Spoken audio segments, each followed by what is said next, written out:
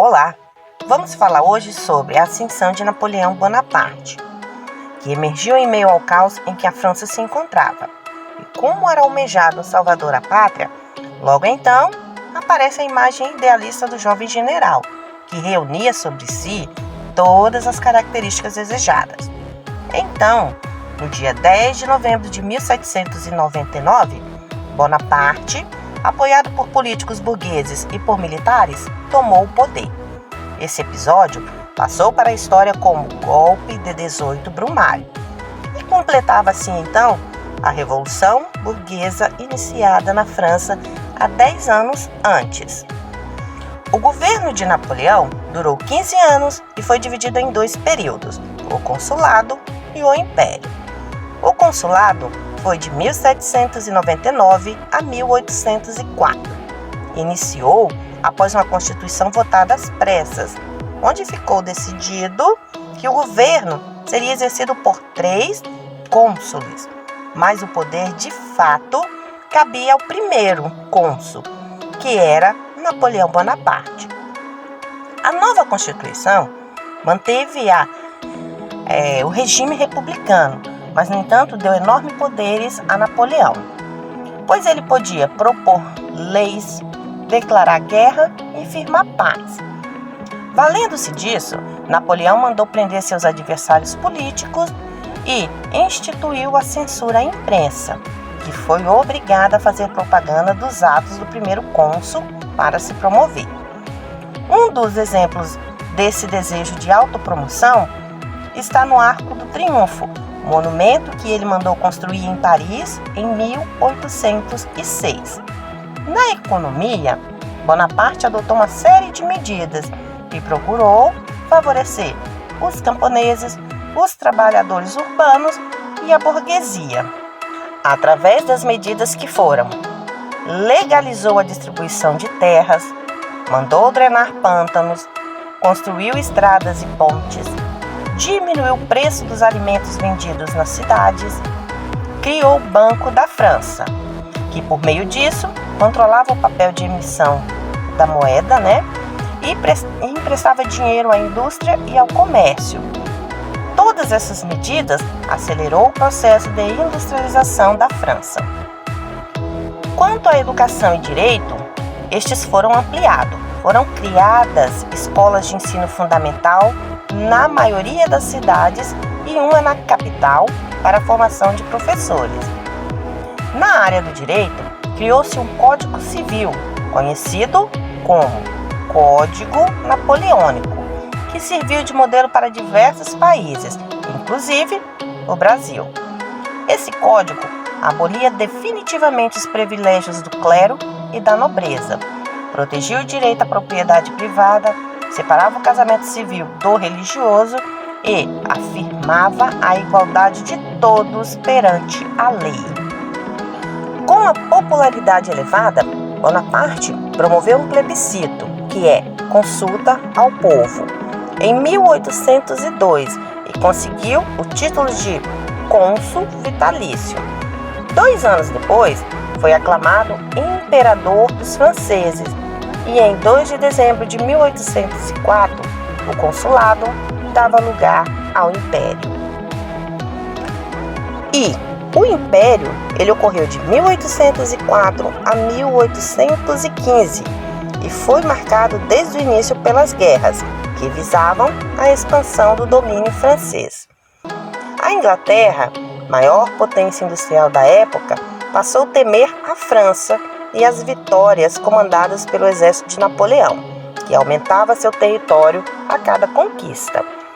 E tinha razão de temê-la, pois em 1805 a marinha francesa tentou invadir a Inglaterra, mas foi vencida pela esquadra inglesa do almirante Nelson na Batalha de Trafalgar. Em compensação, por terra, os exércitos de Napoleão venceu inimigos mais numerosos e mais bem armados. Em menos de 2 anos, a contar de 1805, derrotou a Áustria, a Rússia e a Prússia, que haviam se aliado à Inglaterra. Então, Napoleão parte novamente para o ataque contra a Inglaterra. Mas dessa vez ele utilizou-se de uma estratégia diferenciada.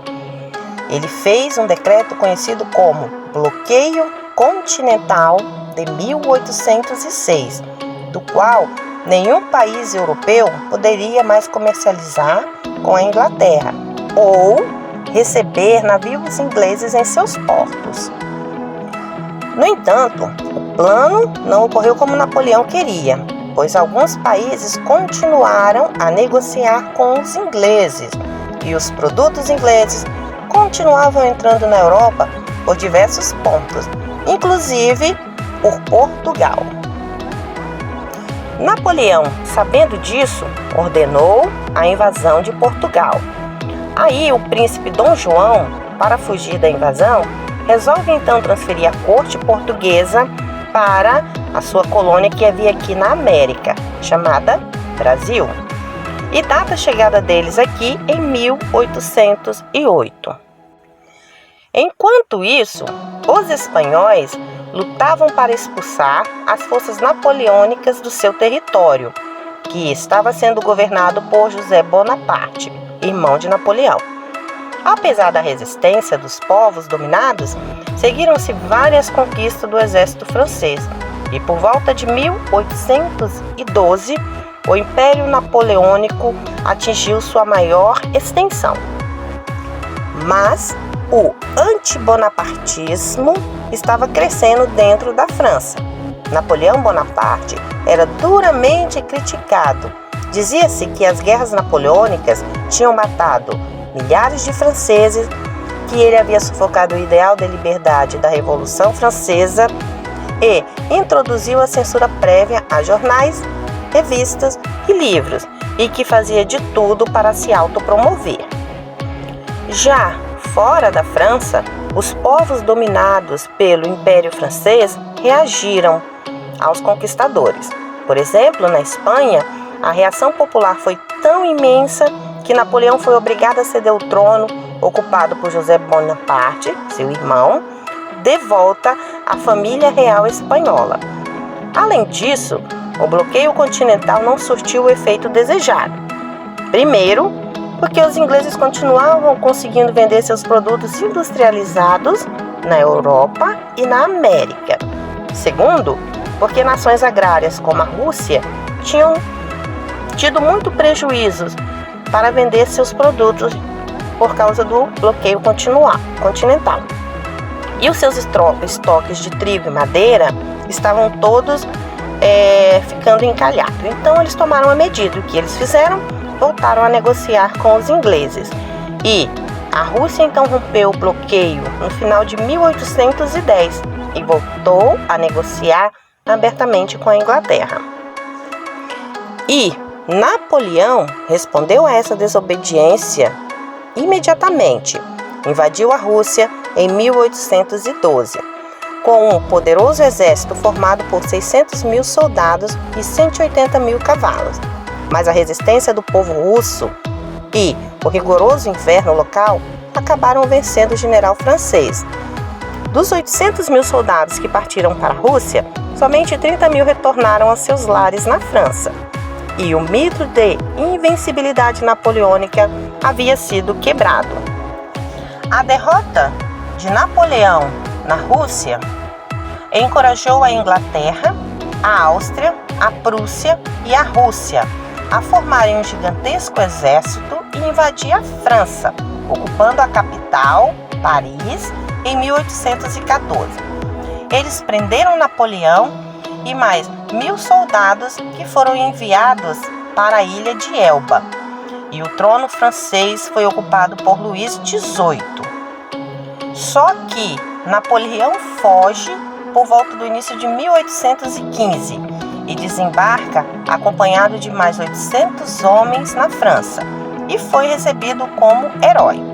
O rei Luís XVIII, sabendo que Napoleão estava marchando para a capital, Paris, mandou seu exército então para prendê-lo. No entanto, o exército se coligou a Napoleão, que assume o governo novamente da França. Esse período passa para a história conhecido como o Governo dos 100 Dias, pois Napoleão foi derrotado logo depois pelos ingleses na Batalha de Waterloo, em 1815. Novamente, Napoleão fora exilado e preso na ilha de Santa Helena, onde morreu por volta de 1821. As nações vencedoras, que foi a Inglaterra, a Áustria, a Prússia e a Rússia, reuniram-se com a França monárquica no Congresso de Viena e decidiram rumos da Europa, decidindo então adotar dois princípios: o princípio de legitimidade e a política de equilíbrio.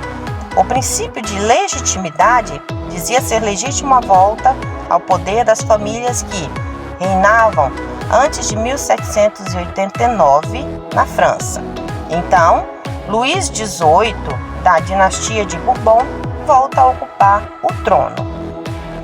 Já a política de equilíbrio europeu, formulada pelo príncipe Metternich da Áustria, defendia o equilíbrio entre as grandes potências e propôs compensações a elas, por causa dos prejuízos sofridos nas guerras napoleônicas. Então, os novos senhores da Europa realizaram a nova divisão do mapa europeu, mas não respeitaram os interesses dos povos das regiões divididas. Os territórios dos povos alemães que formavam a Confederação Germânica, por exemplo, foram repartidos entre o Império Austríaco e o Reino da Prússia.